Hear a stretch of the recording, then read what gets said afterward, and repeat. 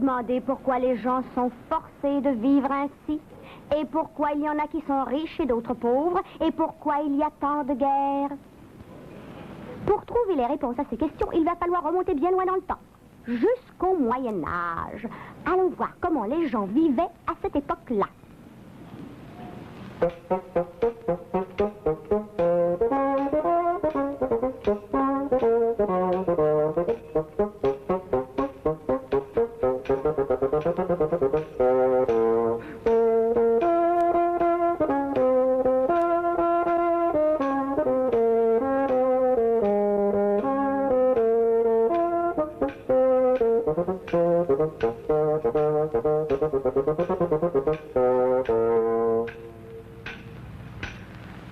Au XVe siècle, l'Europe ressemblait à peu près à ça. Partout, des petits pays séparés par de vastes forêts. Et les gens ne savaient rien des autres pays, car ils avaient peur d'aller dans les forêts à cause des bêtes sauvages et des mauvais esprits. La vie a l'air tranquille et facile ici, mais ce n'est pas si sûr. Prenons le temps d'y regarder par deux fois. Ici, tout est relié à la terre et à ceux qui la travaillent. Les enfants ne vont pas à l'école parce qu'il n'y a pas d'école. Personne ne lit le journal parce qu'il n'y a pas de journaux. Et personne ne travaille à l'usine parce qu'il n'y a pas encore d'usine.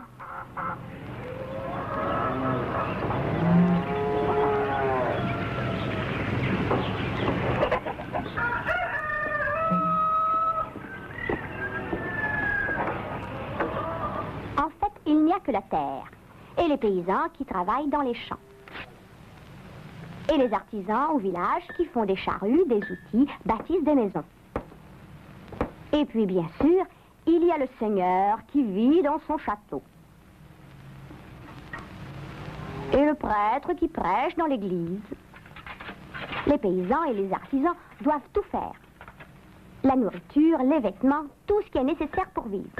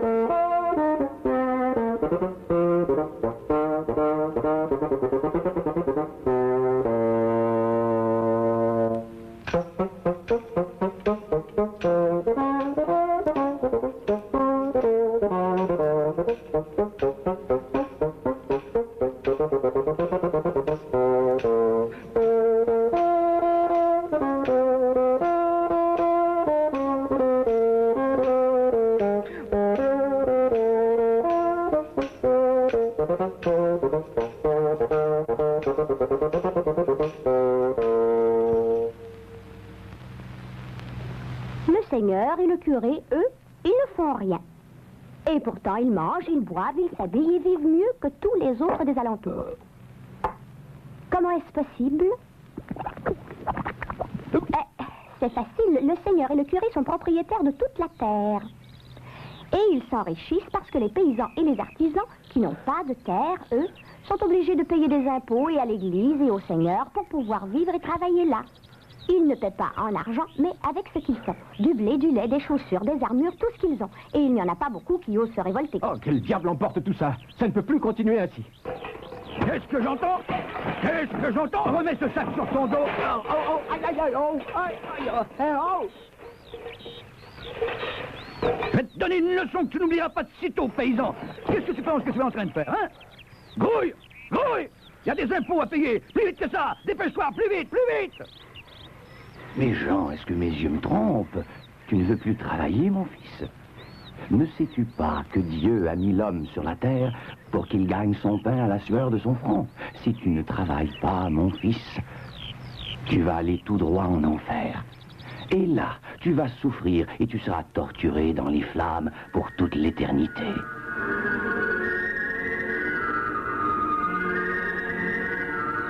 Allons, mon fils, écoute la volonté de Dieu et fais ton devoir.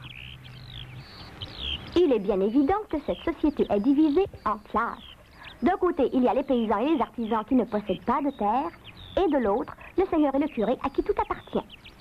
Crois-tu qu'il est normal que ceux qui n'ont pas de terre paient des impôts à ceux qui en sont les propriétaires? Je suppose. Ça a toujours été comme ça, non? Oh, entre nous, hein, nous n'avons peut-être rien, mais nous pourrions drôlement nous passer d'eux, même si toute la terre leur appartenait. Mais eux, qu'est-ce qu'ils feraient sans nous, hein?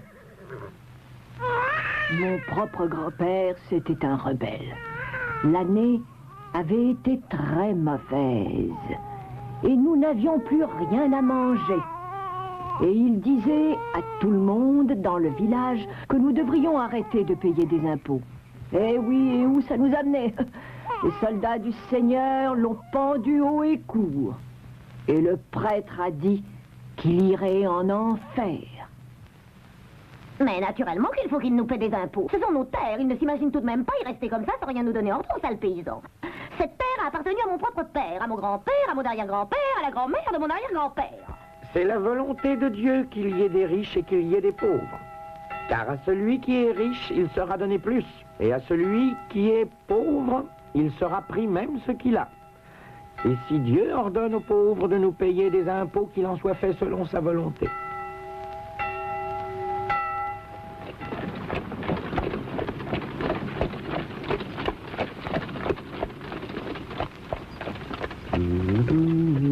Acheter pour marcher et vendre cher. Halt! Qu'est-ce que tu viens faire ici? Doucement, doucement. Je suis ici pour faire des affaires avec ton maître. Et je viens d'une cité nommée Venise. Très, très, très loin d'ici. Tu vois? Je suis un marchand et j'apporte des choses très rares et très belles pour le plaisir de ton seigneur. Oh, marchand. Venise. Hein? C'est bon. Entre.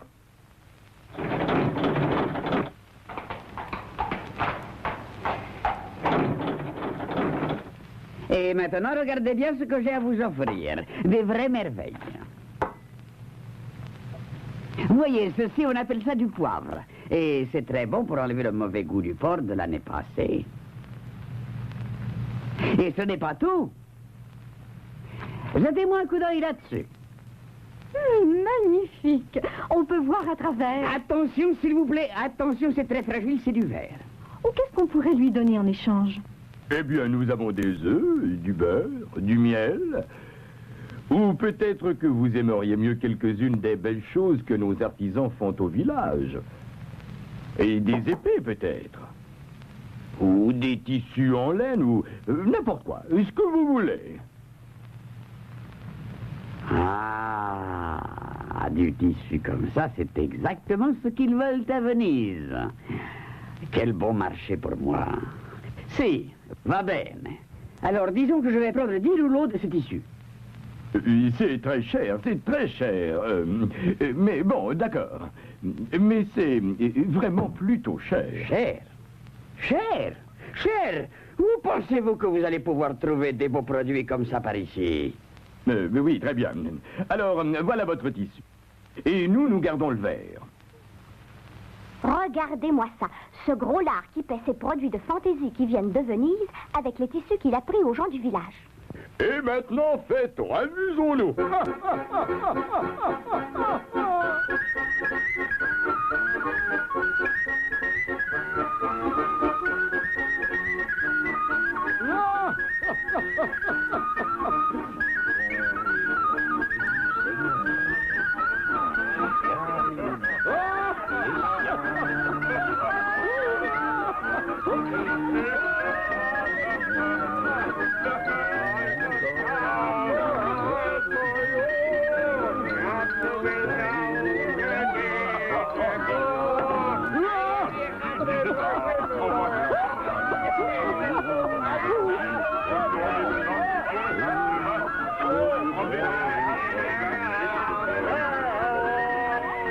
Ils sont vraiment stupides. Quels idiots. Ils ne pensent qu'à boire et à manger. Ils gaspillent toute leur richesse.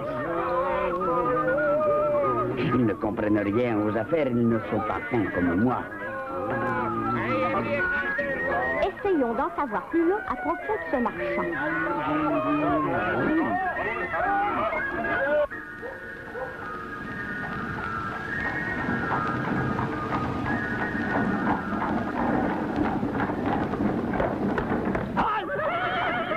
Personne ne peut passer ici sans payer un droit de passage au Seigneur. C'est la loi. Faut payer. Hein, quoi? Mais qu'est-ce que c'est? Le marchand peut paraître un peu déplacé ici. Il ne possède pas de terre et il ne travaille pas dans les champs et il ne fabrique rien non plus de ce que font les artisans. Tout ce qu'il fait, le marchand, c'est d'acheter et de vendre. Alors, qu'est-ce que c'est son truc? Je suis marchand de Venise. Une crapule, ça se voit bien. Je sais faire des affaires. J'achète bon marché et je revends cher. Pour un sou, j'achète du poivre et je le revends à 5 sous. Ça fait 4 sous dans ma poche et devinez qui le paye. Quand on a trouvé le système, c'est l'argent qui coule à flot. Un peu d'astuce, un peu d'argent, et à moi la belle vie. Venise, une ville au sud de l'Europe, le plus important centre de commerce entre l'Est et l'Ouest. Quand le marchand y revint, il échangea ses rouleaux de tissu contre de l'argent. Cet argent, il l'appelait son capital, et il s'en servait pour gagner toujours plus d'argent. Voici comment ça fonctionnait. Avec son capital, il achetait des produits exotiques des marchands arabes. Des épices, de la soie, des choses très rares qui venaient des Indes, de l'Afrique, de l'Arabie, de la Chine. Ensuite, il voyageait à travers l'Europe de ville en ville, vendant ou échangeant ses marchandises aux seigneurs qui étaient prêts à lui donner à peu près n'importe quoi pour obtenir ses produits de luxe. Ainsi, quand il revenait à Venise avec les biens qu'il avait acquis des seigneurs, il était encore plus riche qu'avant. Ce qui signifie qu'il avait encore plus de capital pour acheter toujours plus de produits. Et cela continuait ainsi. Le marchand achetant et vendant toujours plus. Et son capital augmentait, augmentait, augmentait. Eh oui, c'est moi. Je suis un capitaliste. Les capitalistes de Venise continuèrent donc à faire de plus en plus de profit. Mais pour se protéger, ils interdirent à quiconque d'autre qu'eux de faire du commerce avec les marchands arabes. Toi, le Portugais disparaît. C'est nous qui faisons le commerce avec les Arabes, pas vous. Mais ne pouvons-nous acheter juste quelques petites choses des Arabes? Qu'est-ce que ça peut bien vous faire, hein? Non, vous n'avez pas le droit.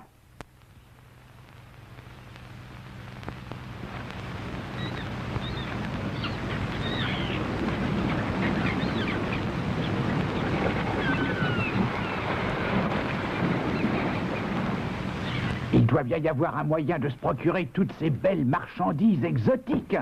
Tu ne crois pas? Oh, j'ai une idée. Nous allons trouver la route par mer jusqu'aux Indes et en Chine et faire des affaires directement avec ces gens-là, sans nous occuper de Venise. Tu es fou. Jamais personne n'a fait cela. Ce serait un voyage beaucoup trop dangereux. Aucune importance, le problème n'est pas là. Il est de trouver par qui nous pouvons faire payer ce voyage.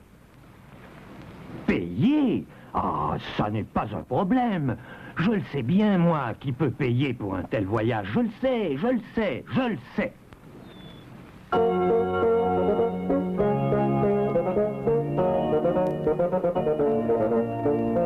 Le lendemain, à la cour du roi Manuel le Fortuné, Votre illustre majesté, si votre grandeur voulait bien nous donner assez d'argent pour 2 bateaux et un peu d'or et quelque chose à échanger, Nous pourrions rapporter des richesses dont votre majesté n'a même jamais rêvé. De l'or, des bateaux, eh bien... Cela pourrait être une aventure profitable, oui. Vous avez besoin de combien?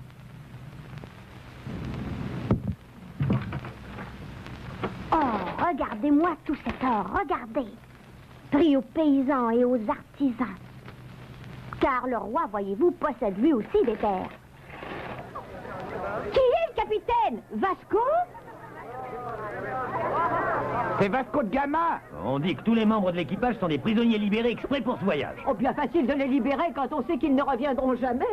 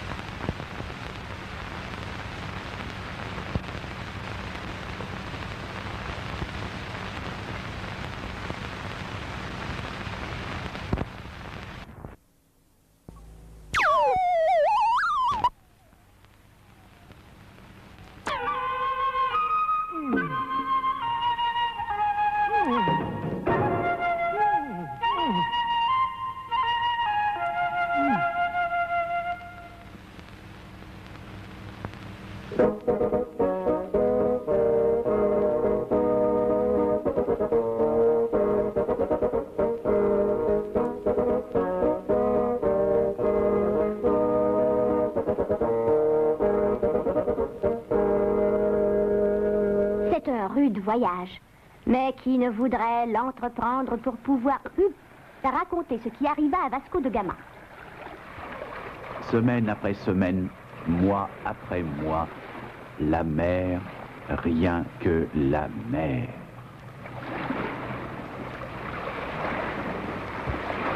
Ohé, terre en vue! Enfin, Enfin, après 4 mois de navigation, nous apercevons la terre. Nous sommes près de la côte sud de l'Afrique.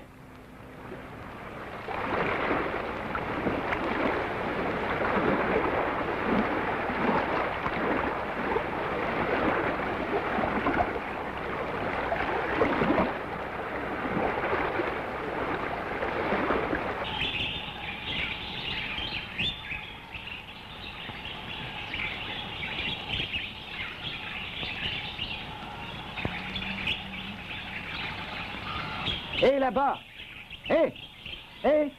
est-ce qu'on peut avoir de l'eau douce?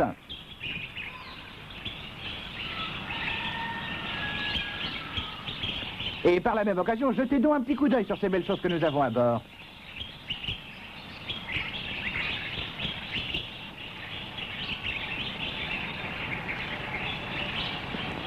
Que diriez-vous d'un petit échange, Nous voudrions bien, mais qu'est-ce que nous pouvons vous offrir en retour? Eh bien, qu'est-ce que vous avez qui soit aussi bon que ça? Je ne sais pas. Nous avons ces bracelets en ivoire que nous fabriquons. Est-ce qu'ils pourraient vous servir? Ouais, ouais, ils ne sont pas mal, j'imagine. Donnez-nous un chargement de ces bracelets d'ivoire et nous allons vous donner une paire de chapeaux rouges avec des clochettes.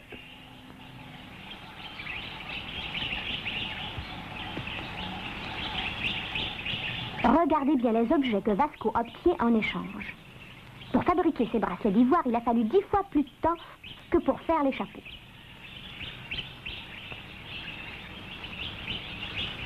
Hé, qui êtes-vous et comment vivez-vous? Nous sommes des chasseurs. Nous vivons en petits groupes et nous nous déplaçons d'un endroit à l'autre.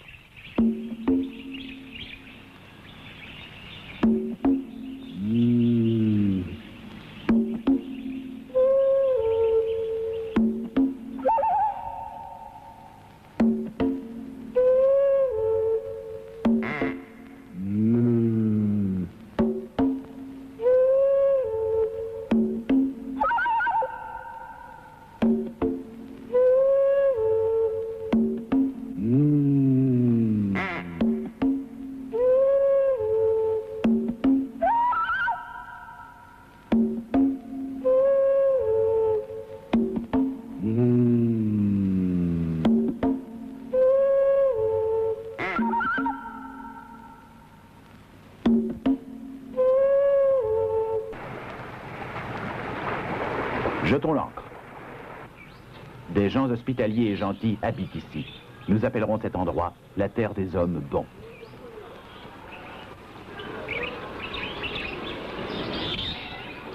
Hé, vous êtes chasseurs aussi? Nous sommes des paysans, mais autrefois nous étions des chasseurs. Mais nous ne pouvions pas tuer assez de gibier pour nous nourrir tous, alors nous avons commencé à cultiver la terre et à élever des animaux. Et maintenant, il y a de la nourriture pour tout le monde.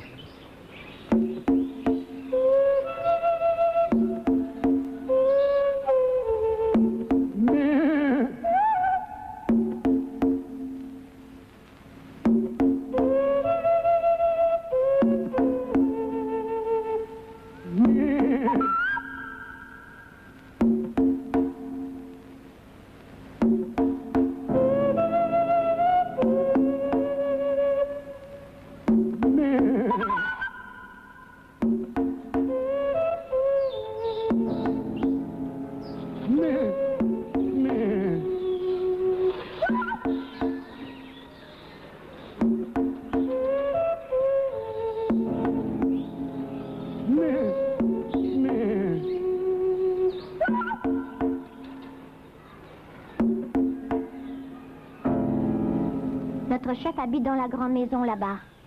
Il possède beaucoup plus d'animaux que nous. Et nous lui aidons à s'en occuper. Les classes apparaissent avec la culture de la terre. Ici et chez nous, c'est bien pareil.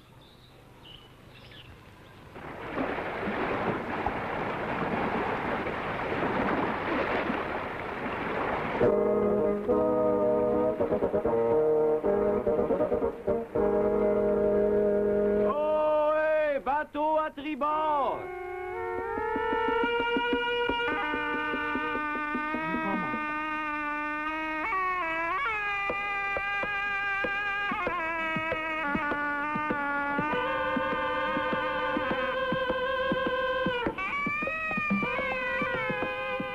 Nous dépassons plusieurs riches ports de commerce dont nous n'avions jamais entendu parler. Sofala, Kéliman, Kilwa. Et tous ces ports sont remplis de navires. Et les maisons sont toutes construites en pierre.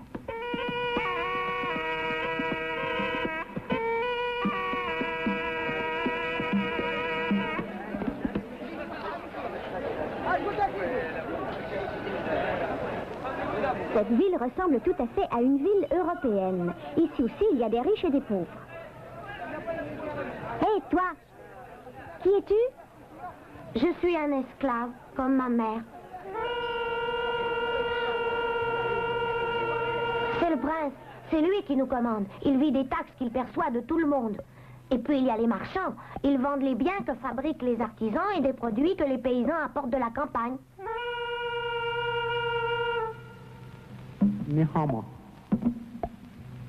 Et il y a nous, les esclaves. Bien sûr, nous pouvons acheter notre liberté, mais où pourrions-nous trouver l'argent?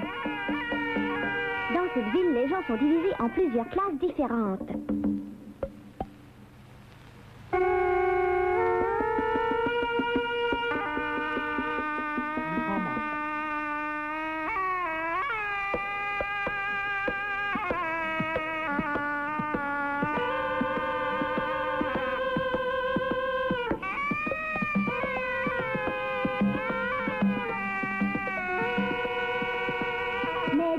Toutes ces belles choses qu'on peut acheter au marché, où vos marchands les prennent-ils? Bien, les marchands ici, ils achètent toutes ces choses des commerçants qui viennent de très loin, de la Chine à l'est et à l'ouest, des grands royaumes de Bénin et Mali et Congo et Momomotapa. Ils achètent et vendent des tissus, des épices, des parfums, de l'or, de la porcelaine, de l'ivoire, toutes sortes d'objets très beaux. Exactement ce que cherchent les Portugais. Mais il y a un petit problème, parce qu'on n'a que des choses sans valeur à offrir en échange. Excusez-moi, ça vous intéresserait de faire un peu de commerce? Regardez ces magnifiques chapeaux que j'ai apportés d'Europe. Superbe, non? Tu ne t'imagines tout de même pas que je vais te donner quoi que ce soit en échange de ces babioles? Idiot. Non, non, non, non, non, non, non. Pardon? Qu'est-ce que vous dites? Tu ne vois pas que mes choses valent infiniment plus que les tiennes? Ne sais-tu pas que nos navires sont plus gros et plus rapides que les vôtres? Oui, peut-être, mais ces jolis chapeaux rouges et ces perles de verre... Non, non, non et non. Tu peux tenter ta chance avec les chameaux, peut-être qu'ils en voudront.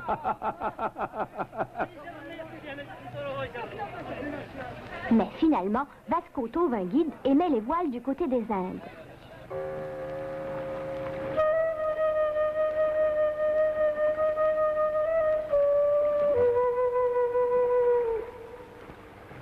Nous approchons de la terre, du poivre et des épices.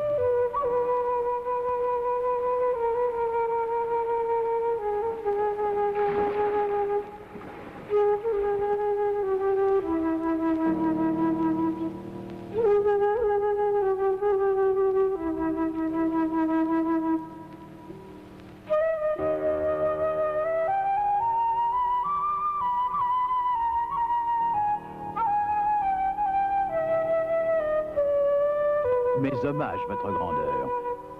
Nous voudrions acheter des épices. Nous vous avons apporté du miel et de l'ambre et ces jolis chapeaux avec des clochettes. Oh, vous voulez rire? Ce sont les choses les plus laides que j'ai jamais vues. Mais j'aime bien ces chemises que vous portez. Combien me les vendez-vous? Nos chemises? Oui, mais ce miel et cette ambre... Nous avons déjà tout le miel et l'ambre qu'il nous faut. Mais les chapeaux... Au déchet.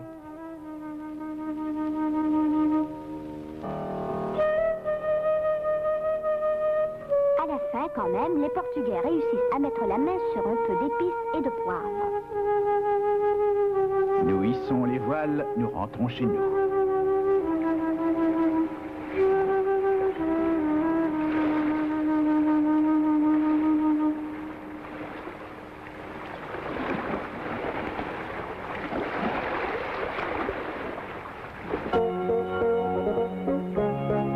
Qu'est-ce que j'avais dit? Ils sont revenus, non? Oh, ça prenait Vasco pour réussir un tel voyage. Ouais, mais qu'est-ce qui est arrivé au reste des hommes? Oh, mon cher Vasco, je suis content de te revoir. Trouver la route des Indes, c'est tout un exploit. Et tu te rends compte, à lui seul, ce voyage a rapporté 60 fois plus qu'il n'a coûté.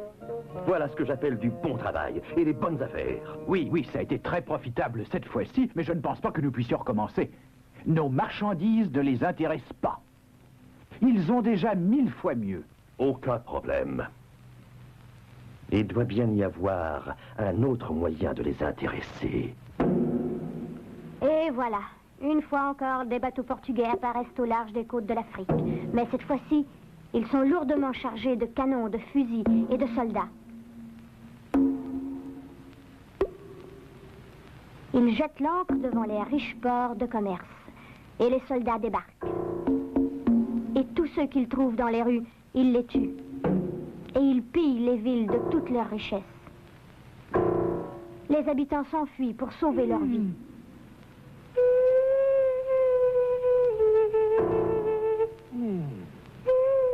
Et les bateaux portugais s'emplissent d'or, d'ivoire et d'étoffes. Et quand il ne reste plus rien à prendre, les Portugais mettent le feu aux villes et bombardent tout ce qui tient encore debout.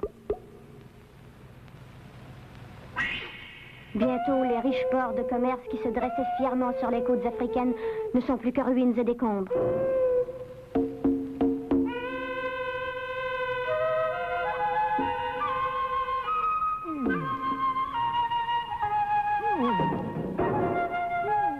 C'est ainsi que les Portugais prennent rapidement le contrôle de tout le commerce sur l'océan Indien. Les marchands de l'islam sont vaincus, leurs vaisseaux détruits et toutes leurs richesses volées. Finalement, les Portugais ont conquis le monopole du commerce avec l'Afrique, la Chine, l'Inde et les Indes occidentales. La prospérité règne à nouveau en Europe.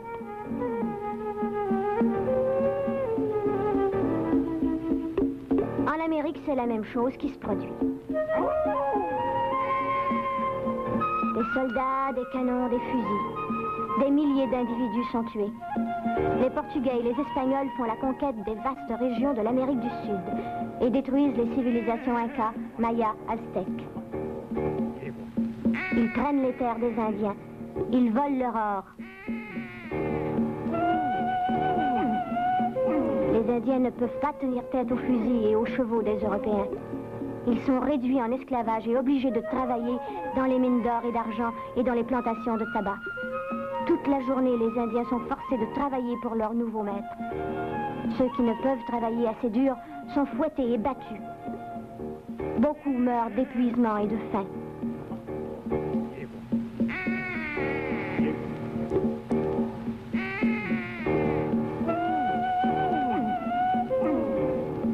Les richesses que les Indiens ont produites sont chargées sur les bateaux et dirigées vers l'Europe, où elles sont vendues. La prospérité s'installe en Europe.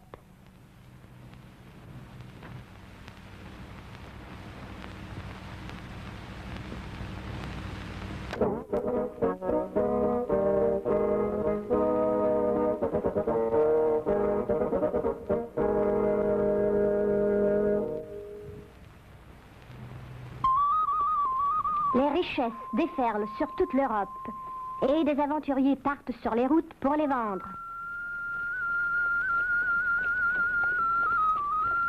Halte!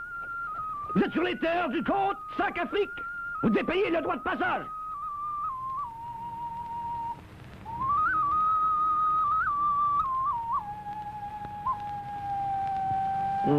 Pas mal du tout. Nous allons prendre ça, ça va suffire. Oh, mais...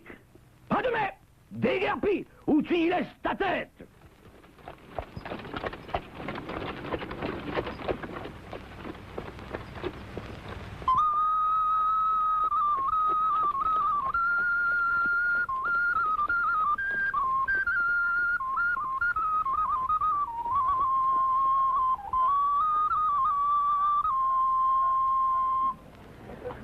Regardez, du poivre de première qualité. 3 louis pour ce petit sac. Arrêtez! Si vous vendez quelque chose sur les terres du comte Sac-Afrique, il faut que vous lui payiez une taxe d'1 louis. Que le diable l'emporte. Ces pièces n'ont aucune valeur ici. Il faut que vous utilisiez des pièces portant l'effigie du comte Sac-Afrique. Vous pouvez échanger les vôtres par là. Mais il y a 2 fois plus d'or dans mes pièces à moi. Si tu attaches de la valeur à ta peau, ferme-la. Dans toute l'Europe, je n'ai jamais rencontré des brutes aussi stupides.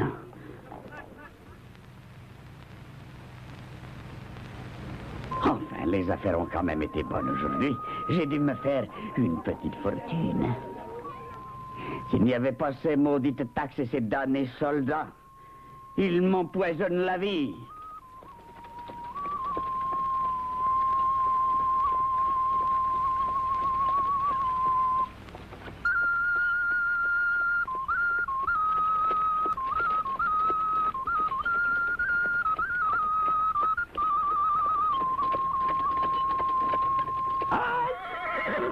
Faut payer un droit de passage pour traverser le pont du comte Sac-Afrique.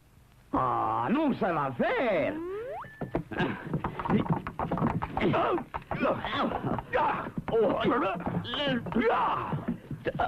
Et qu'est-ce qui se passe ici? C'est ce misérable marchand qui refuse de payer votre droit de passage. Eh bien, vous voulez désobéir à mes lois, hein? Connaissez-vous le châtiment qui vous attend? Nous allons vous crever les yeux, vous couper les oreilles, vous arracher les ongles, vous couper le cou.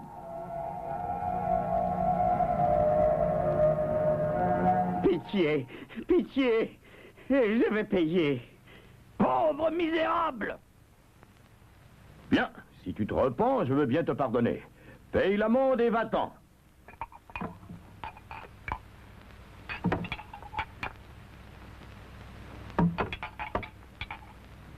Misère. Avec lui, je viens de perdre le profit de plusieurs jours. Mais il ne l'emportera pas en paradis. Il ne paie rien pour attendre.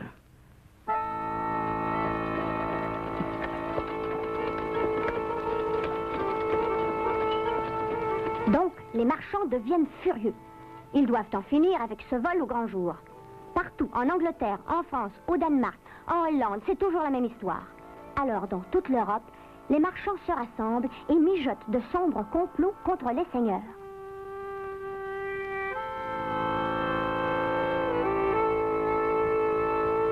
Maintenant, c'est eux ou nous. On ne peut plus faire la moindre petite affaire sans qu'ils s'amènent et nous ruinent avec leurs maudites taxes. Ils sont en train de détruire nos commerces avec leurs taxes. Si le commerce n'est pas libre, notre capitale ne peut pas survivre. Les seigneurs doivent être écrasés. Oh, mais comment pouvons-nous leur enlever leurs privilèges? Ils s'enrichissent à même les impôts qu'ils font payer aux gens. J'y suis. J'y suis. Donc, comme on le voit, dans ces temps difficiles, les marchands ont drôlement besoin de se trouver des secours puissants. Et cette aide va venir du côté où personne ne l'attendait. Le Seigneur qui va en finir avec tous les seigneurs. Votre Majesté, vous souhaitez être riche et puissant et être le maître de tout, n'est-ce pas? Eh oui, mais les seigneurs ne m'obéissent pas du tout. Ils se conduisent comme des petits rois. Nous avons la même opinion que votre Majesté. Vous seul devez décider dans ce pays. Les impôts et les lois ne peuvent venir que de vous seul. Évidemment. Je voudrais bien qu'il en soit ainsi, mais les seigneurs, ils se battront jusqu'à la mort pour conserver leurs privilèges. Et pour les vaincre tous, il me faudrait des armes. Et pour avoir des armes, il me faudrait plus d'argent que je n'en ai. Aucun problème de ce côté-là, votre Majesté. Nous sommes experts dans l'art de trouver l'argent. Nous allons vous arranger ça pour en finir avec les petits seigneurs à tout jamais. À condition que vous nous aidiez un peu en retour.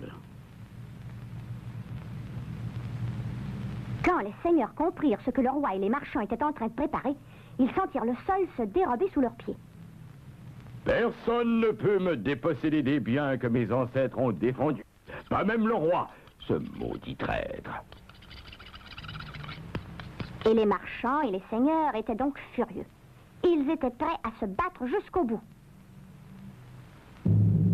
C'est le début du combat entre deux classes.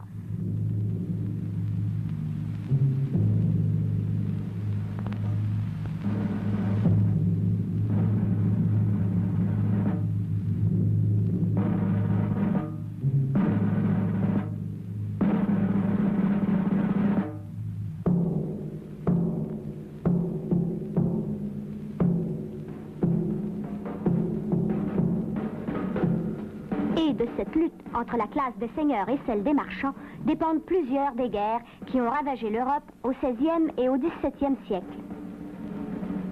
Oh, mais les marchands n'allaient pas eux-mêmes saigner à mort et crever sur les champs de bataille. Ils avaient mieux à faire. Ça va vraiment mal. Tu as dû en entendre parler. Il va falloir que nous allions nous battre nous-mêmes. Hé, ça n'est pas une bonne idée. Nous avons besoin de meilleures armes, mais si seulement pour notre argent, nous pouvions obtenir plus. Et mieux. Oui. J'ai une idée. Et les marchands lancent les savants dans la bataille, leur demandant d'inventer pour eux des armes nouvelles et meilleures.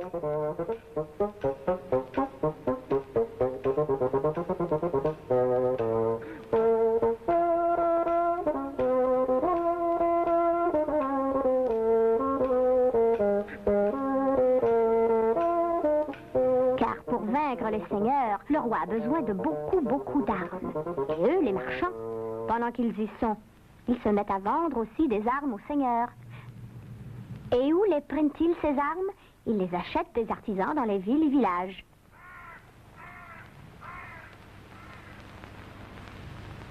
Vite, fais-moi 10 canons, vite! Oh, non, pas encore. D'abord, j'ai besoin de fer. Et puis, je dois le fondre. Et il faut le couler dans les boules. Et ensuite, je dois les polir, les canons. Ça ne se fait pas dans une seule journée, tout ça. Faire 10 canons, ça prend du temps. Ouais, celui-là, il est aussi lent que tous les autres. Quand on pense que ça pourrait aller tellement plus vite. Ah, tiens. J'ai une idée. Une minute, mon ami. Tu vois ce sac plein d'or. Je te l'échange contre ton atelier. Oui, mais je ne vois pas comment vous pourriez fabriquer des canons. Pas moi, non, mais toi, tu peux rester et continuer à travailler, si ça te tente. Et je vais bien te payer pour le travail que tu vas faire. C'est vraiment une belle somme d'argent. Bon, d'accord, c'est entendu. Rappelle-toi bien, c'est moi qui dirige. On va commencer par engager 6 hommes. Mais voyons... Laisse-moi faire, je m'occupe de tout. Ainsi, le marchand engage de pauvres paysans pour travailler à l'atelier et il leur paie un salaire de presque rien. Au travail, tas de paresseux. Je veux que mon capital le rapporte. Les marchands achètent du fer. 2 ouvriers l'amènent. Un homme surveille le fourneau. L'un fond le métal. L'autre moule les canons. L'un les polit. L'autre les assemble. Chaque homme est spécialisé dans son secteur. Et chaque chose est faite beaucoup plus rapidement.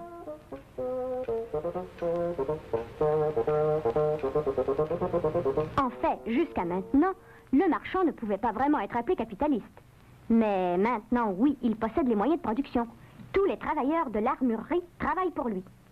Eh, maintenant, j'ai plein d'armes à vendre. Ah, ça va faire de belles affaires. Maintenant que je possède l'atelier, tous les bénéfices, ils vont venir à qui? Ils vont venir à moi. Mon capital, il augmente à vue d'œil. La guerre, elle fait des miracles pour mes affaires. Mais pas pour les seigneurs. Ils engloutissent toute leur fortune dans la guerre.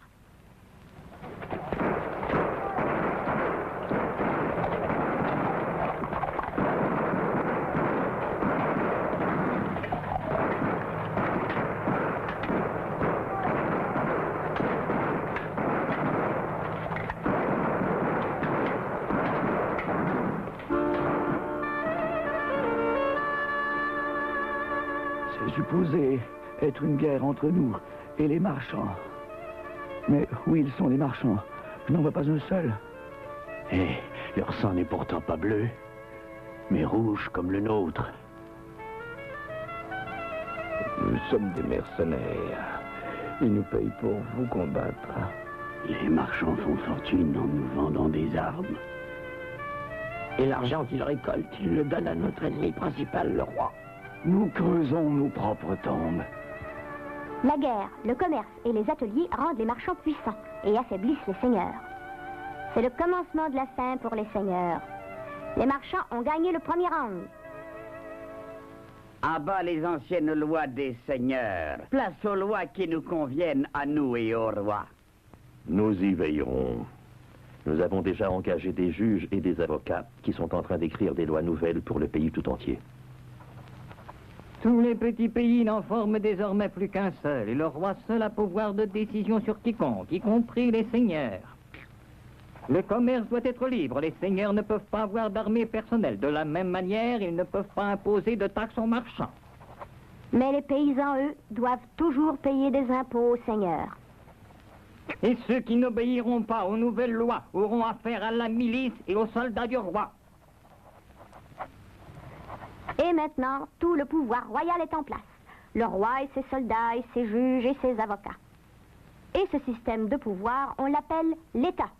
Les petits duchés et royaumes, qui autrefois étaient éparpillés à travers l'Europe, laissent maintenant la place, au début du XVIe siècle, à des États plus grands et plus royaux.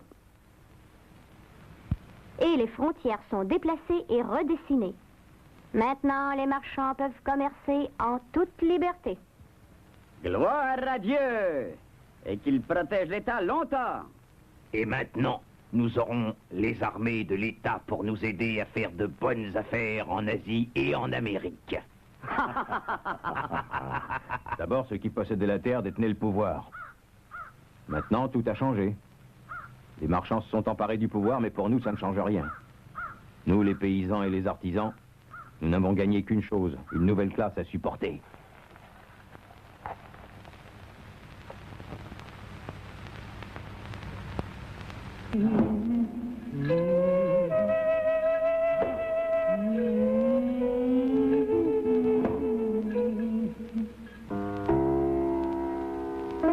Les Espagnols et les Portugais deviennent riches grâce au commerce dans l'océan Indien et les territoires conquis en Amérique. Mais dans le reste de l'Europe, des capitalistes avides préparent de nouveaux plans.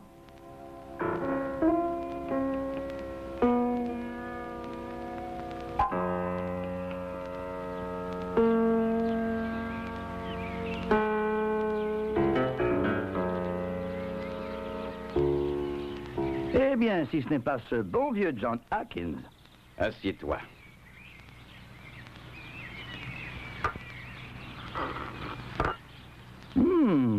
Alors c'est ça le café. Je n'ai jamais rien goûté d'aussi bon. Je n'ai jamais rien goûté d'aussi bon. Et ce n'est pas un café ordinaire, c'est du café portugais. Et ne va pas t'imaginer que les Portugais se sont contentés d'en faire le commerce. Ils sont bien plus futés que tu penses. Ils ont commencé à le cultiver eux-mêmes et à leur compte en Amérique. Ah ah. Mais ça sera drôlement meilleur marché comme ça pour eux. Ils doivent s'en faire drôlement des profits. Les Portugais, j'aimerais bien être à leur place. Oh, attention, il ne faut pas les envier. Bien sûr, ils ont gagné de l'argent, mais nous aussi, nous pouvons en faire autant. Ils ont un problème, les indigènes. Ils les font travailler jusqu'à la mort dans leurs plantations.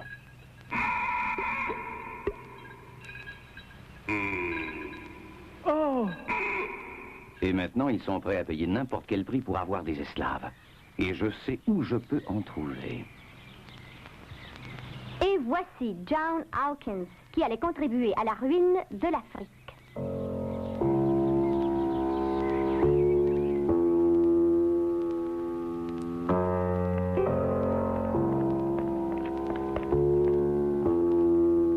Donnez-moi 3 bateaux.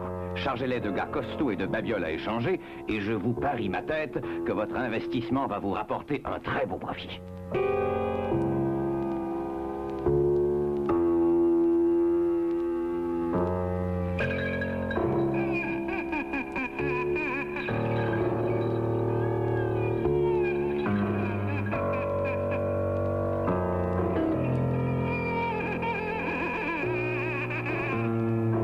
Donnerai 10 couteaux et 10 mètres de tissu contre un esclave, d'accord? Chargez les bateaux tant que vous pourrez, mes amis, avec de beaux esclaves bien ligotés.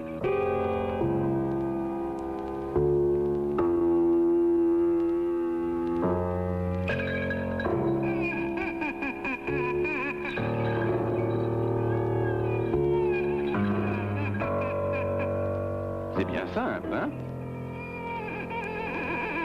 Vous voyez ce village? Combien d'esclaves peut-on y trouver?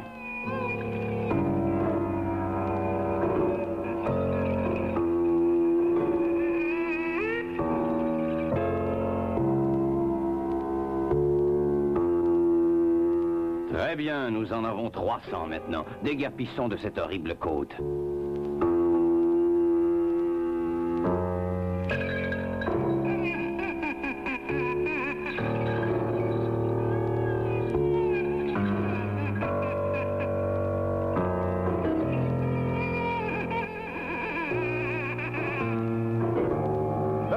Portugais à tribord!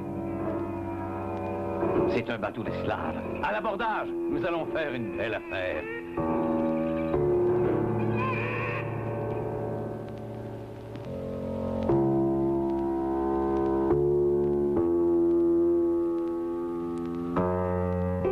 Beaucoup sont morts en route. Je crois que nous en avons trop mis par bateau. Bah, vaut mieux trop que trop peu. J'ai hâte de me débarrasser de ce chargement puant. Et tu sais ce qu'on va acheter avec l'argent? Des pots, du gingembre et du sucre. Et même, je ne serais pas surpris que nous puissions nous payer quelques nouveaux bateaux. Et c'est ce qu'ils firent. Les propriétaires de plantations payent les esclaves un bon prix.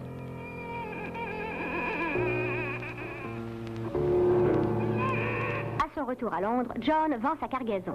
Les hommes d'affaires sont enchantés des profits qu'il leur fait réaliser.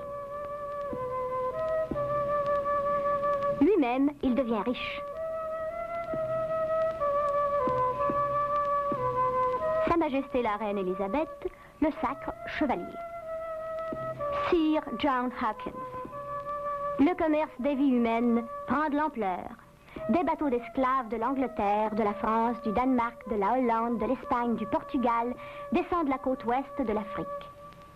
On engage même des chasseurs d'esclaves noirs. Et la chasse aux esclaves s'étend jusqu'au très puissant royaume du Congo.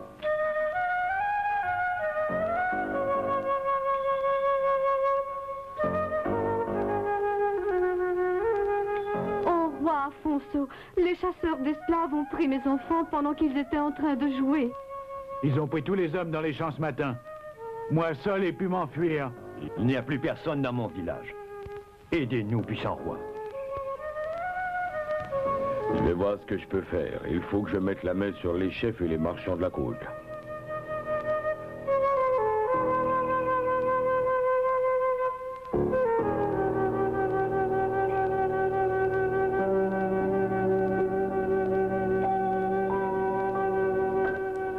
Je vous interdis de donner des esclaves aux bateaux européens. Les temps ont changé, roi. Le commerce avec les Blancs rapporte beaucoup d'argent. Vous voyez comme nous sommes riches. De l'or, de l'argent, de la soie. Et maintenant, nous avons ces fusils d'Europe qui nous rendent encore plus puissants. Les profits tirés de la vente d'esclaves sont utilisés différemment en Europe et en Afrique. Les marchands africains dépensent tous leurs profits pour leur plaisir. Les marchands européens, pour leur part, investissent leur capital dans la production et deviennent ainsi de plus en plus riches. Si seulement je pouvais amener le roi du Portugal à comprendre comme c'est terrible ce qui est en train de se passer ici. Cher Manuel, malgré que nous l'ayons interdit, vos marchands continuent de répandre des armes dans notre pays. Beaucoup de marchands ne nous obéissent plus, puisqu'ils ont plus d'armes que nous. Jour après jour, vos marchands capturent notre peuple, nos fils et nos filles. Ils le font avec une telle avidité que la population de notre pays diminue rapidement. Nous vous supplions, mon cher frère, de nous aider en cette affaire, en interdisant désormais à vos marchands de venir ici vendre des armes. C'est notre volonté qu'aucun commerce d'esclaves ne se fasse plus dans ce pays qui est le nôtre. Salutations distinguées, Afonso.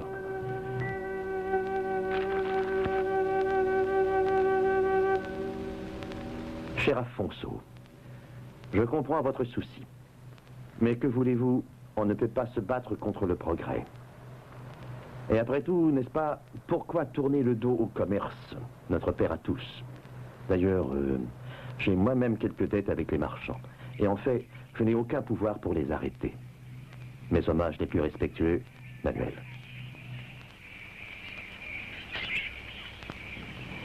Comment pouvons-nous arrêter les marchands d'esclaves avec nos flèches et nos lances?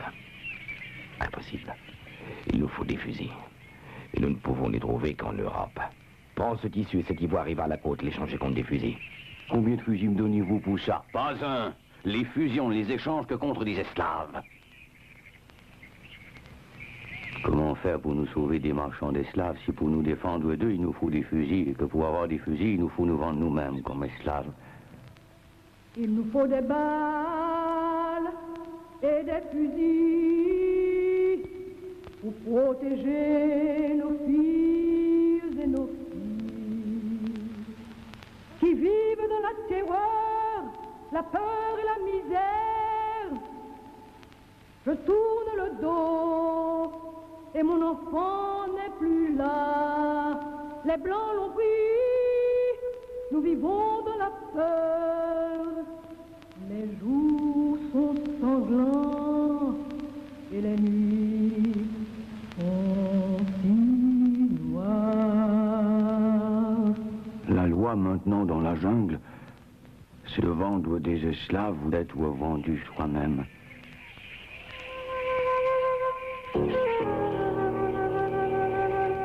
Les années passent.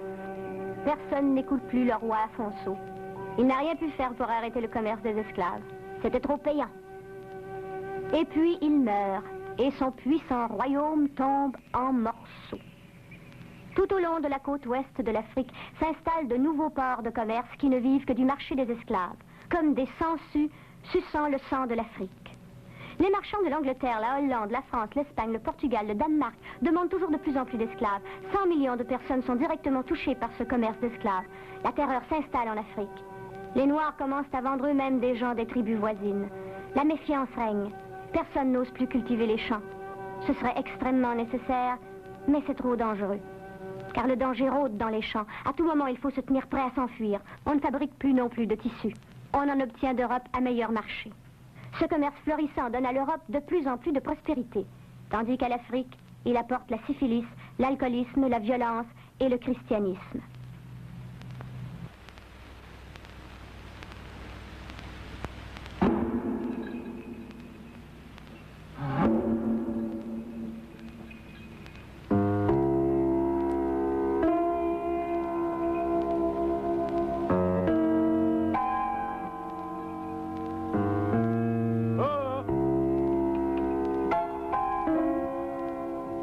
Y a quelqu'un? Oh! Mais qui es-tu? Sita! Bonjour, tu ne me reconnais pas? Tu ressembles au fils de Mbézi. Mais lui et son père ont été enlevés il y a longtemps par les marchands d'esclaves. Mais c'est bien moi! Ah, ça y est! Je m'en suis tiré et maintenant je reviens à la maison. Qu'est-ce qui t'est arrivé là-bas? C'est vrai que les Blancs mangent les Noirs? Non, mais ça revient au même. Ici, c'est pareil. Regarde, il ne reste plus que des vieux comme nous. Les marchands d'esclaves ont pris tous les jeunes, tous ceux qui étaient forts.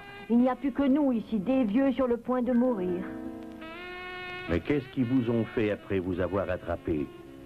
Eh bien, d'abord, ils nous ont amenés à la côte et nous ont embarqués sur des bateaux. Ils en mettaient tant qu'ils pouvaient. Ils nous enchaînaient deux par deux, le pied gauche de l'un au pied droit de l'autre. Pour les mains, c'était pareil. Et nous sommes restés comme ça pendant 4 mois. Et puis ils nous ont débarqués sur une île qui s'appelle Jamaïque. Et nous ont vendus sur un marché dans le port. Là, un blanc nous a tous achetés. Un Portugais qui avait une plantation de sucre au Brésil. Du matin jusqu'au soir, il nous faisait travailler. Et les gardiens blancs nous surveillaient sans cesse et nous fouettaient pour que nous travaillions toujours plus. Mais vous ne pouviez pas vous sauver? Oui, mais s'ils nous rattrapaient, ils nous mettaient des anneaux de fer avec des pointes à l'intérieur. Au cou et aux chevilles. Si quelqu'un volait quoi que ce soit, même un morceau de pain, alors il était pendu. Le prêtre blanc disait qu'on allait tous aller en enfer si on ne travaillait pas. Mais l'enfer n'aurait pas pu être pire que ce qu'on vivait là. Mais il s'appelle comment ce pays qui se nourrit de notre peuple? L'Amérique.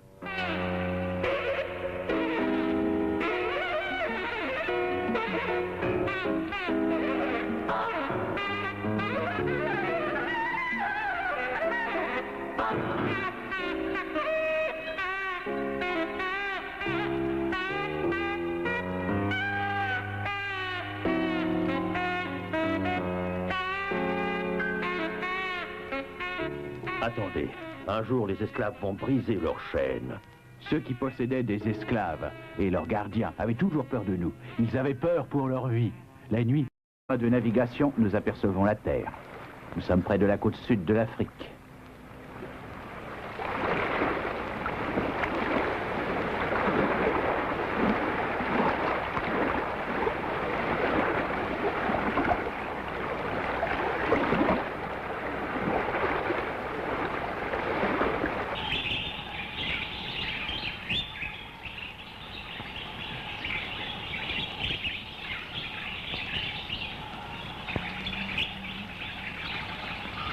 Et là-bas, est-ce qu'on peut avoir de l'eau douce?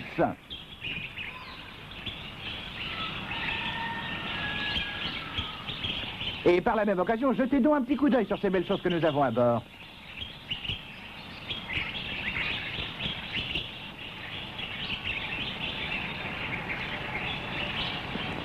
Que diriez-vous d'un petit échange, Nous voudrions bien, mais qu'est-ce que nous pouvons vous offrir en retour? Eh bien, qu'est-ce que vous avez qui soit aussi bon que ça? Je ne sais pas. Nous avons ces bracelets en ivoire que nous fabriquons. Est-ce qu'ils pourraient vous servir?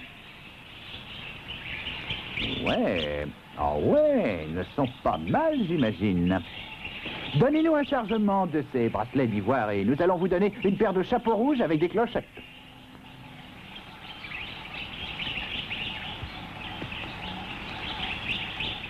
Regardez bien les objets que Vasco obtient en échange.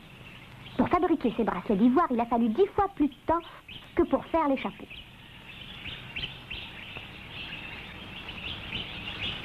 Hé, qui êtes-vous et comment vivez-vous? Nous sommes des chasseurs. Nous vivons en petits groupes et nous nous déplaçons d'un endroit à l'autre.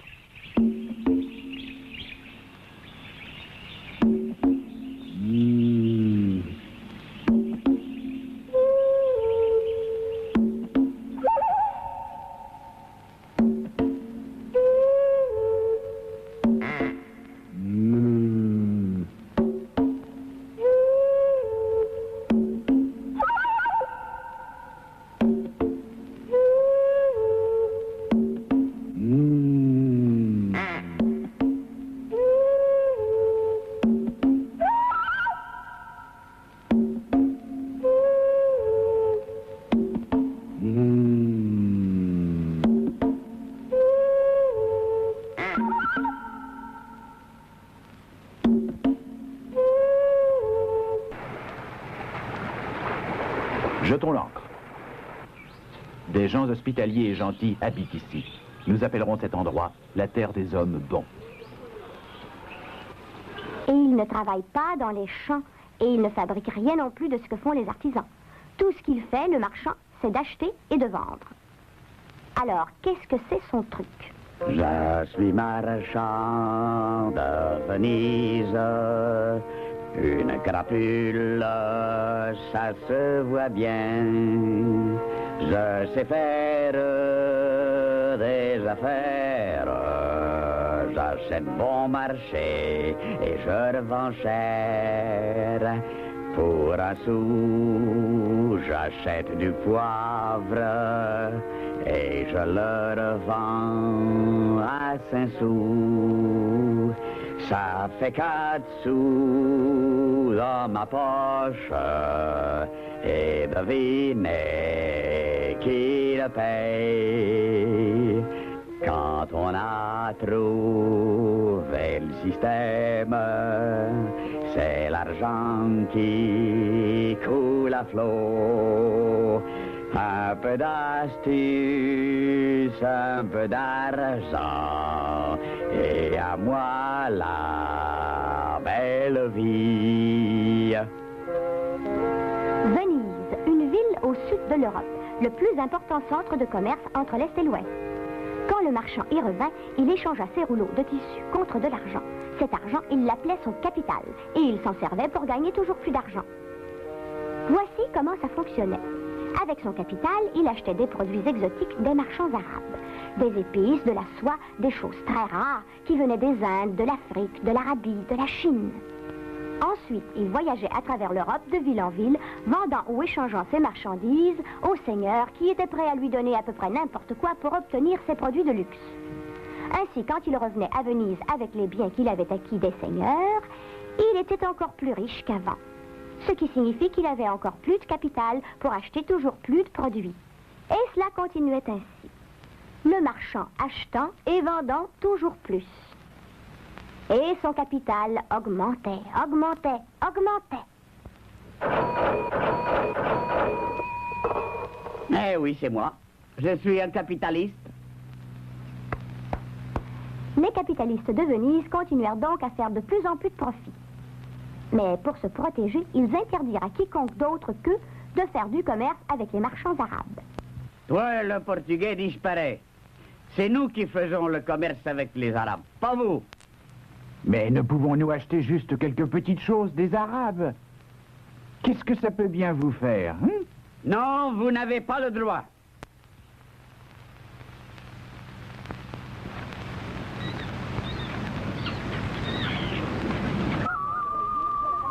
Arrêtez! Si vous vendez quelque chose sur les terres du comte Sac-Afrique, il faut que vous lui payiez une taxe d'1 louis. Que le diable l'emporte. Ces pièces n'ont aucune valeur ici. Il faut que vous utilisiez des pièces portant l'effigie du comte Sac-Afrique. Vous pouvez échanger les vôtres par là. Mais il y a 2 fois plus d'or dans mes pièces à moi. Si tu attaches de la valeur à ta peau, ferme-la. Dans toute l'Europe, je n'ai jamais rencontré des brutes aussi stupides.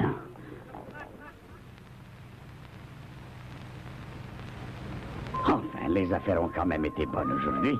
J'ai dû me faire une petite fortune. S'il n'y avait pas ces maudites taxes et ces damnés soldats, ils m'empoisonnent la vie.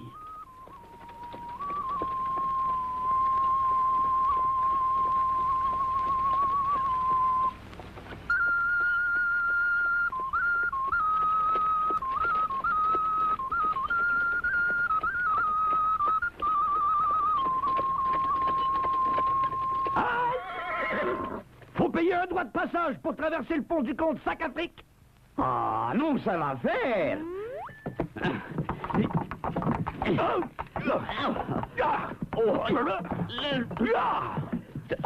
Et qu'est-ce qui se passe ici?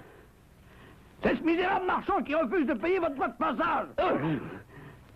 Eh bien, vous voulez désobéir à mes lois, hein? Connaissez-vous le châtiment qui vous attend? Nous allons vous crever les yeux, vous couper les oreilles, vous arracher les ongles, vous couper le cou.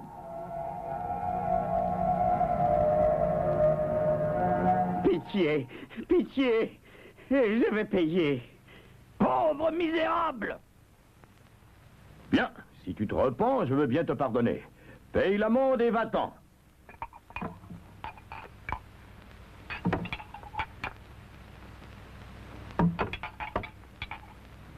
Misère. Avec lui, je viens de perdre le profit de plusieurs jours. Mais il ne l'emportera pas en paradis. Il ne paie rien pour attendre.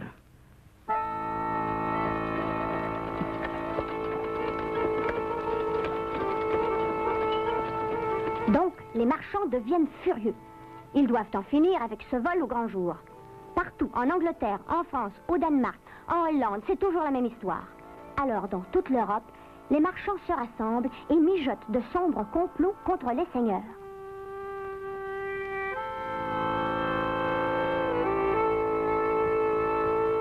Maintenant, c'est eux ou nous. On ne peut plus faire la moindre petite affaire sans qu'ils s'amènent et nous ruinent avec leurs maudites taxes. Ils sont bien des autres pays, car ils avaient peur d'aller dans les forêts à cause des bêtes sauvages et des mauvais esprits.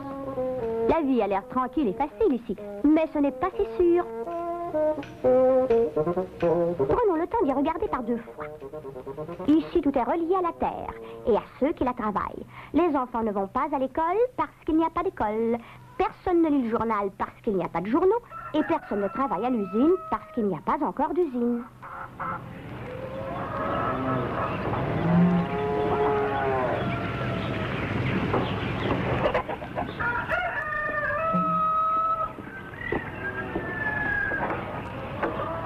En fait, il n'y a que la terre et les paysans qui travaillent dans les champs.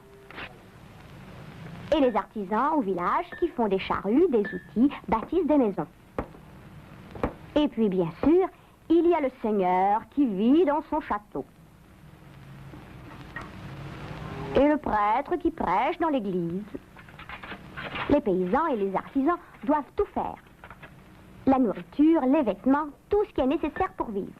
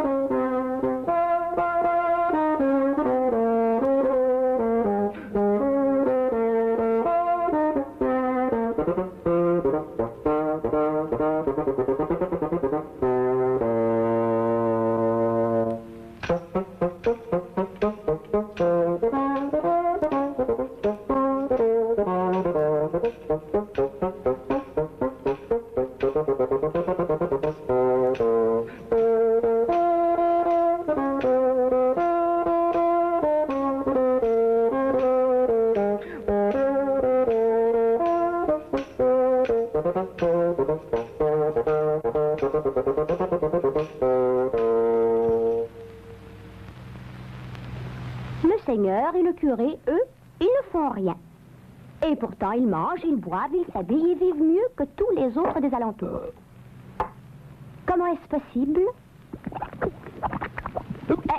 C'est facile, le seigneur et le curé sont propriétaires de toute la terre. Et ils s'enrichissent parce que les paysans et les artisans, qui n'ont pas de terre, eux, sont obligés de payer des impôts et à l'église et au seigneur pour pouvoir vivre et travailler là. Ils ne paient pas en argent, mais avec ce qu'ils font. Du blé, du lait, des chaussures, des armures, tout ce qu'ils ont. Et il n'y en a pas beaucoup qui osent se révolter. Oh, quel diable emporte tout ça? Ça ne peut plus continuer ainsi. Qu'est-ce que j'entends? Qu'est-ce que j'entends? Remets ce sac sur ton dos.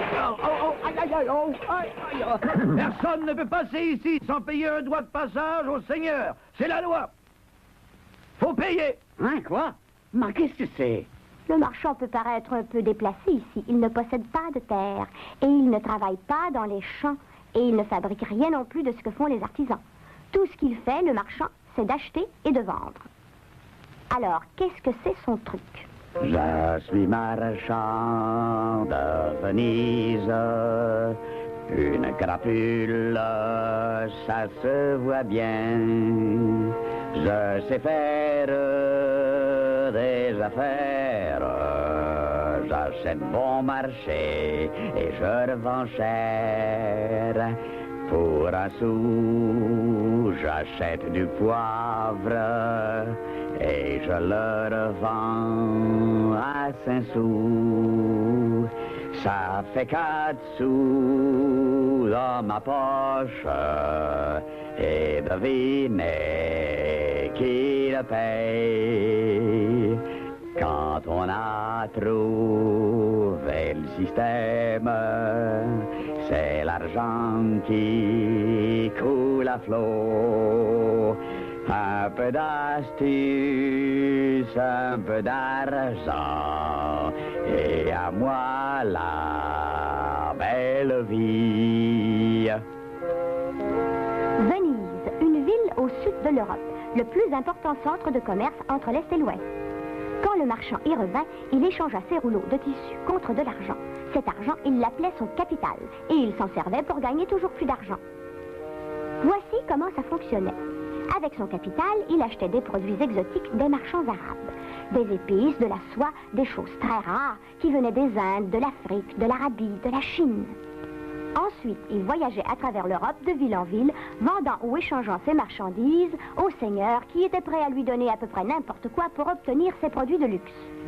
Ainsi, quand il revenait à Venise avec les biens qu'il avait acquis des seigneurs, il était encore plus riche qu'avant. Ce qui signifie qu'il avait encore plus de capital pour acheter toujours plus de produits. Et cela continuait ainsi. Le marchand achetant et vendant toujours plus. Et son capital augmentait, augmentait, augmentait.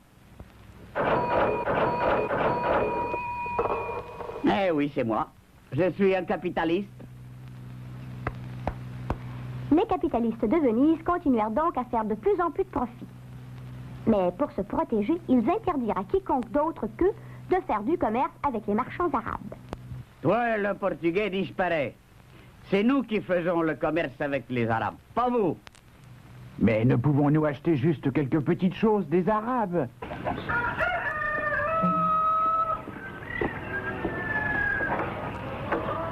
En fait, il n'y a que la terre et les paysans qui travaillent dans les champs. Et les artisans au village qui font des charrues, des outils, bâtissent des maisons. Et puis, bien sûr, il y a le seigneur qui vit dans son château. Et le prêtre qui prêche dans l'église. Les paysans et les artisans doivent tout faire. La nourriture, les vêtements, tout ce qui est nécessaire pour vivre.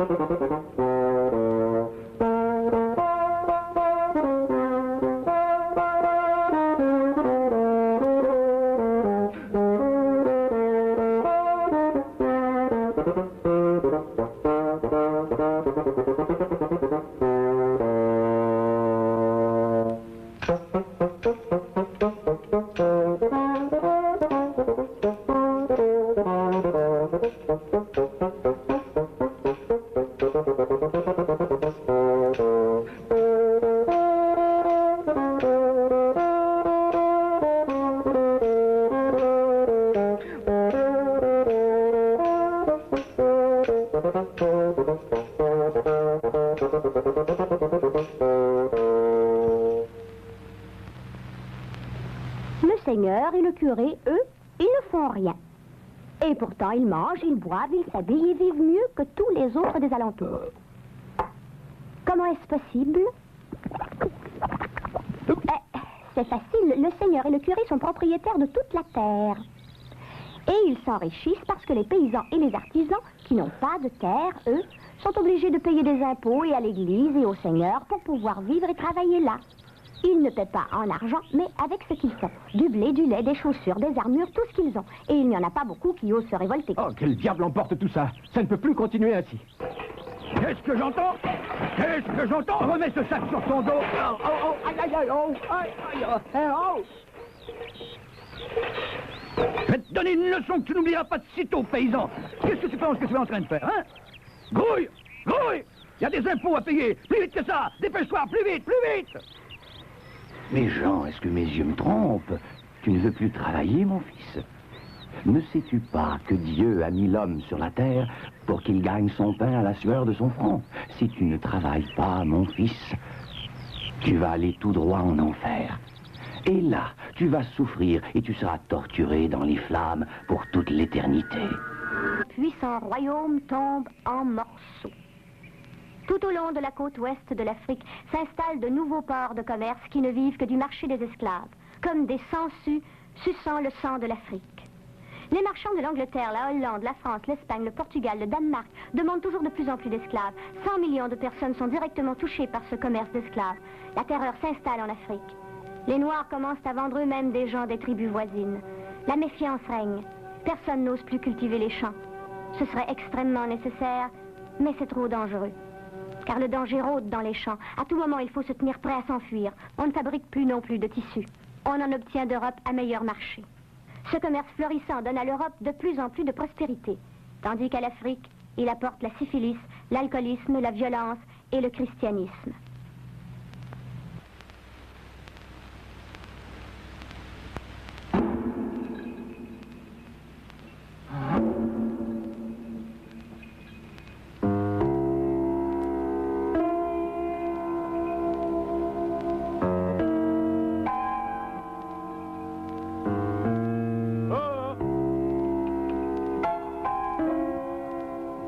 Y a quelqu'un?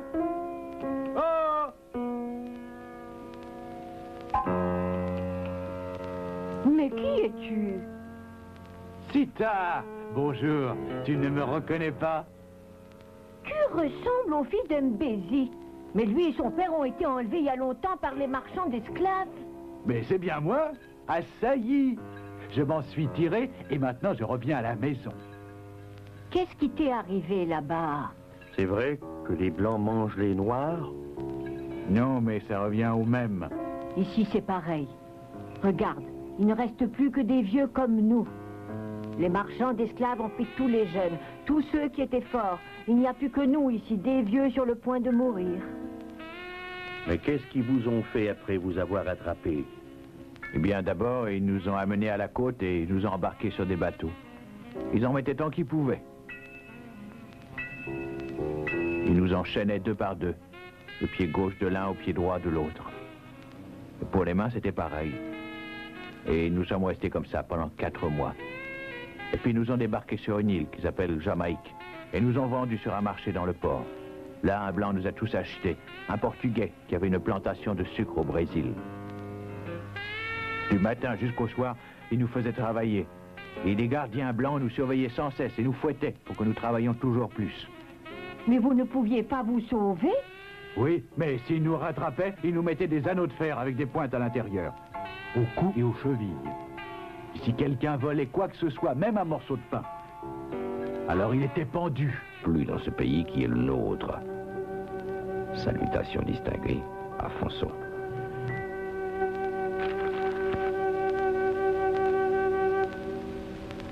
Cher Afonso, je comprends votre souci. Mais que voulez-vous? On ne peut pas se battre contre le progrès. Et après tout, n'est-ce pas, pourquoi tourner le dos au commerce, notre père à tous? D'ailleurs, j'ai moi-même quelques dettes avec les marchands. Et en fait, je n'ai aucun pouvoir pour les arrêter. Mes hommages les plus respectueux, Manuel.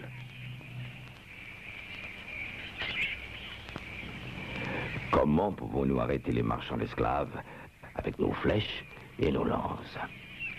Impossible. Il nous faut des fusils. Et nous ne pouvons les trouver qu'en Europe. Prends ce tissu et cet ivoire et va à la côte l'échanger contre des fusils. Combien de fusils me donnez-vous pour ça? Pas un.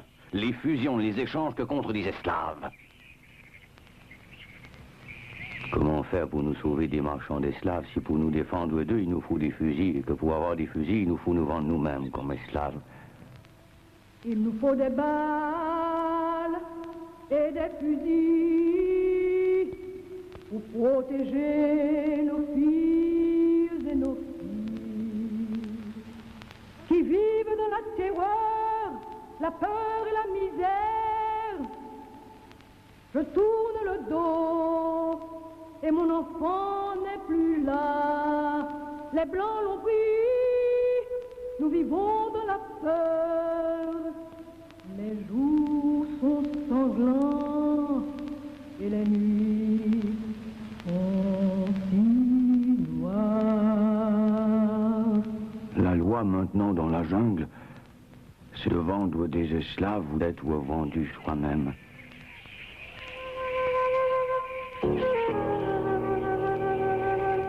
Les années passent. Personne n'écoute plus le roi Afonso. Il n'a rien pu faire pour arrêter le commerce des esclaves. C'était trop payant. Et puis il meurt, et son puissant royaume tombe en morceaux. Tout au long de la côte ouest de l'Afrique s'installent de nouveaux ports de commerce qui ne vivent que du marché des esclaves, comme des sangsues suçant le sang de l'Afrique. Les marchands de l'Angleterre, la Hollande, la France, l'Espagne, le Portugal, le Danemark demandent toujours de plus en plus d'esclaves. 100 millions de personnes sont directement touchées par ce commerce d'esclaves. La terreur s'installe en Afrique. Les Noirs commencent à vendre eux-mêmes des gens des tribus voisines. La méfiance règne. Personne n'ose plus cultiver les champs. Ce serait extrêmement nécessaire, mais c'est trop dangereux.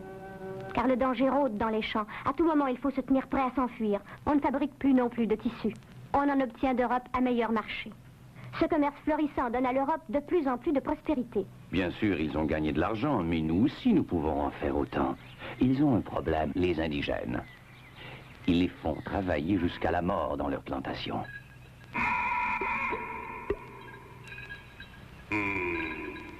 Oh!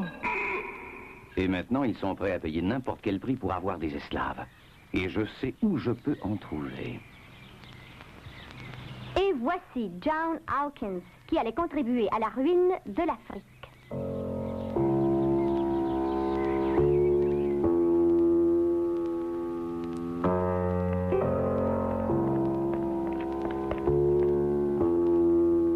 Donnez-moi 3 bateaux, chargez-les de gars costauds et de babioles à échanger, et je vous parie ma tête que votre investissement va vous rapporter un très beau profit.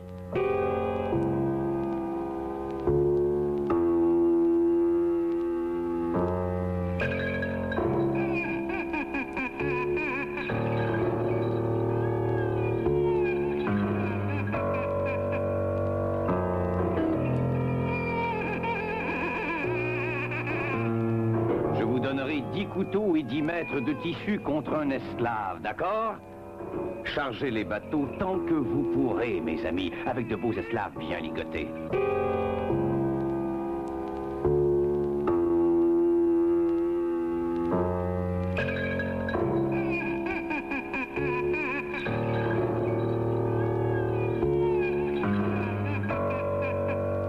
C'est bien simple, hein?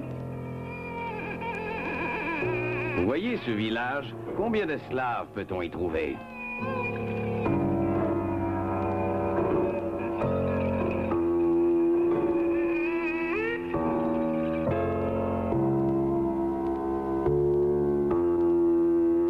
Très bien, nous en avons 300 maintenant. Déguerpissons de cette horrible côte.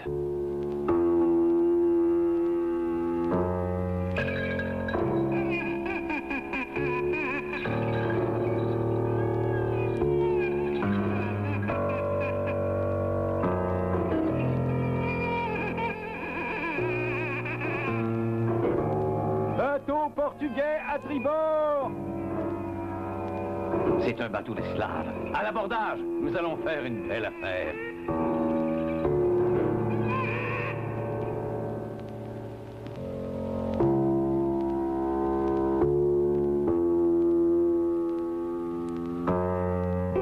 Beaucoup sont morts en route.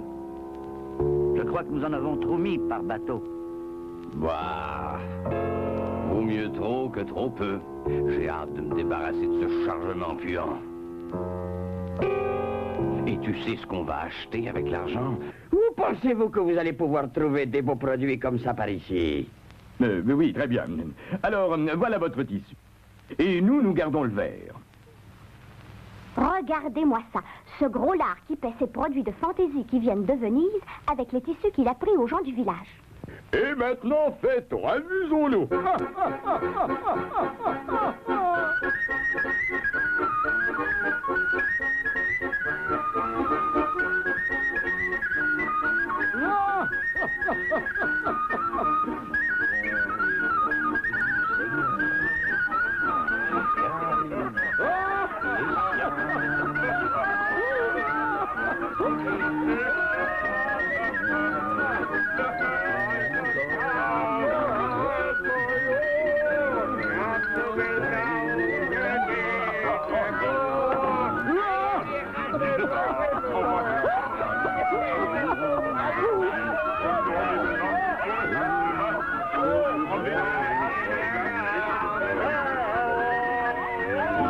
Vraiment stupide. Quels idiots. Ils ne pensent qu'à boire et à manger. Ils gaspillent toute leur richesse. Ils ne comprennent rien aux affaires. Ils ne sont pas fins comme moi. Essayons d'en savoir plus long à propos de ce marchand.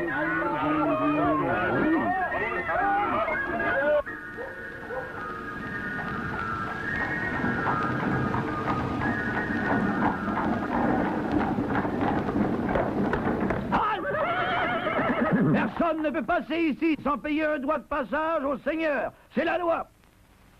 Faut payer. Hein, quoi? Mais qu'est-ce que c'est? Le marchand peut paraître un peu déplacé ici. Il ne possède pas de terre et il ne travaille pas dans les champs et il ne fabrique rien non plus de ce que font les artisans. Tout ce qu'il fait, le marchand, c'est d'acheter et de vendre. Alors, qu'est-ce que c'est son truc? Je suis marchand de Venise. Une crapule, ça se voit bien. Je sais faire des affaires. J'achète bon marché et je revends cher. Pour un sou, j'achète du poivre et je le revends à 5 sous.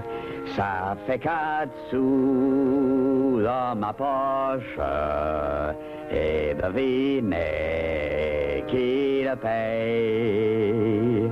Quand on a trouvé le système, c'est l'argent qui... Quand les seigneurs comprirent ce que le roi et les marchands étaient en train de préparer, ils sentirent le sol se dérober sous leurs pieds.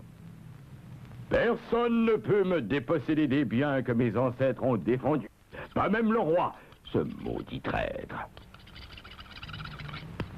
Et les marchands et les seigneurs étaient donc furieux. Ils étaient prêts à se battre jusqu'au bout. C'est le début du combat entre deux classes.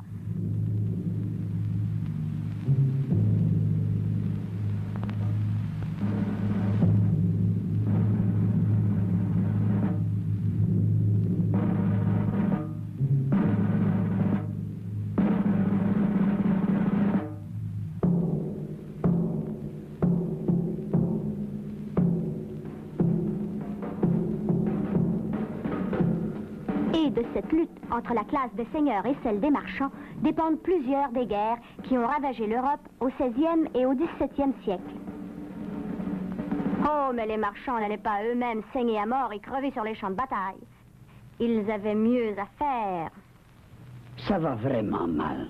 Tu as dû en entendre parler. Il va falloir que nous allions nous battre nous-mêmes. Hé, ça n'est pas une bonne idée. Nous avons besoin de meilleures armes, mais si seulement pour notre argent, nous pouvions obtenir plus. Et mieux. Oui. J'ai une idée. Et les marchands lancent les savants dans la bataille, leur demandant d'inventer pour eux des armes nouvelles et meilleures.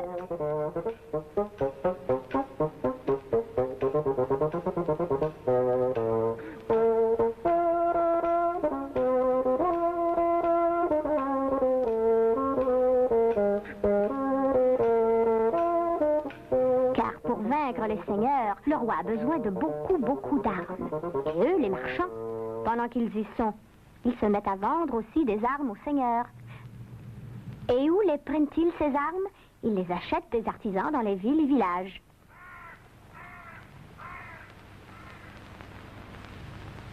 Vite, fais-moi 10 canons, vite. Oh, non, pas encore. D'abord, j'ai besoin de fer. Et puis, je dois le fondre. Et il faut le couler dans les boules. Et ensuite, je dois les polir, les canons. Ça ne se fait pas dans une seule journée, tout ça. Faire 10 canons, ça prend du temps. Ouais, celui-là, il est aussi lent que tous les autres. Quand on pense que ça pourrait aller tellement plus vite. Ah, tiens. J'ai une idée. 1 minute, mon ami. Tu vois ce sac plein d'or. Je te l'échange contre ton atelier. Oui, mais je ne vois pas comment vous pourriez fabriquer des canons. Pas moi, non, mais toi, tu peux rester. C'est un rude voyage. Mais qui ne voudrait l'entreprendre pour pouvoir... raconter ce qui arriva à Vasco de Gama.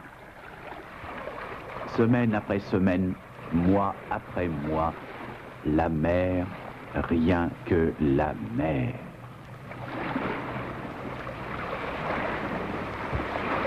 Ohé, terre en vue! Enfin. Enfin, après 4 mois de navigation, nous apercevons la Terre. Nous sommes près de la côte sud de l'Afrique.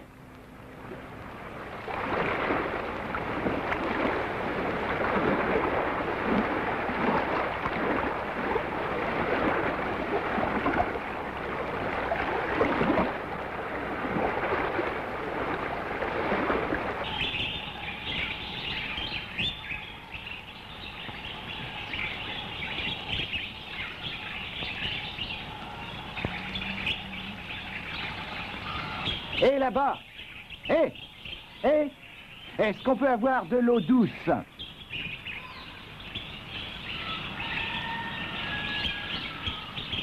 Et par la même occasion, jetez donc un petit coup d'œil sur ces belles choses que nous avons à bord.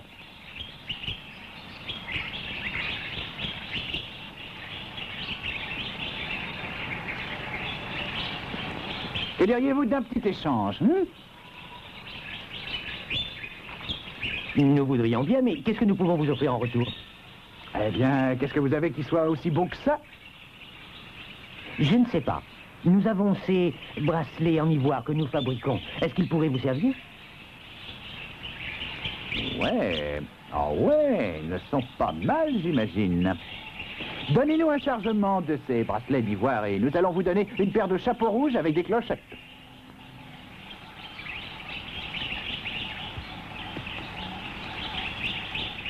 Regardez bien les objets que Vasco obtient en échange. Pour fabriquer ces bracelets d'ivoire, il a fallu 10 fois plus de temps que pour faire les chapeaux.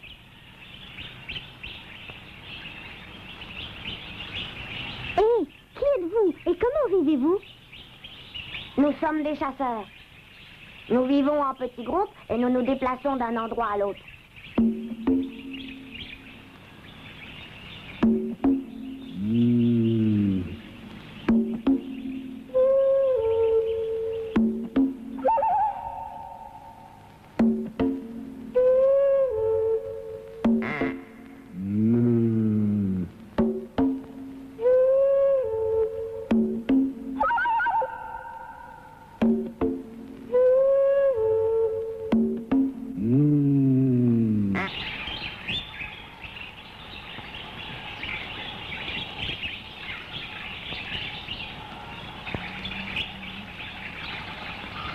Et là-bas,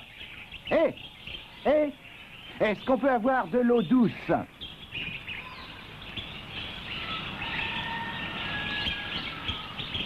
Et par la même occasion, jetez donc un petit coup d'œil sur ces belles choses que nous avons à bord.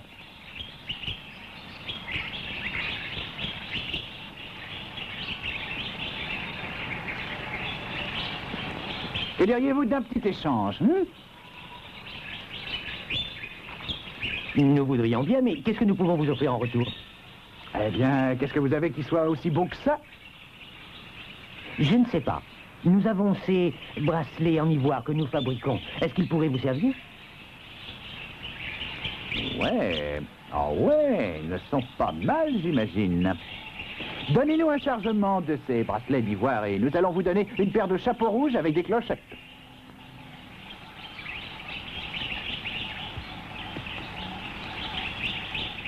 Regardez bien les objets que Vasco obtient en échange.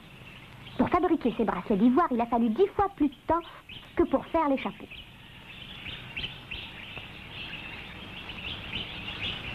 Hé, qui êtes-vous et comment vivez-vous? Nous sommes des chasseurs. Nous vivons en petits groupes et nous nous déplaçons d'un endroit à l'autre.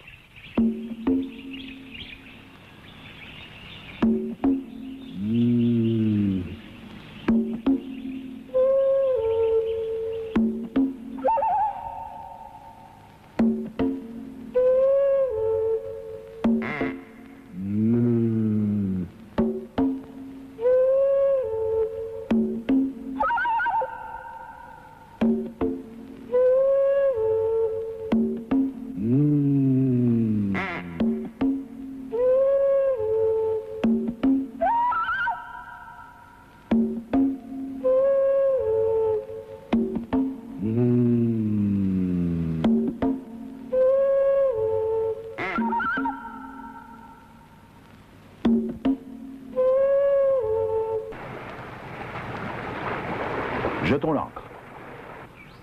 Des gens hospitaliers et gentils habitent ici. Nous appellerons cet endroit la terre des hommes bons.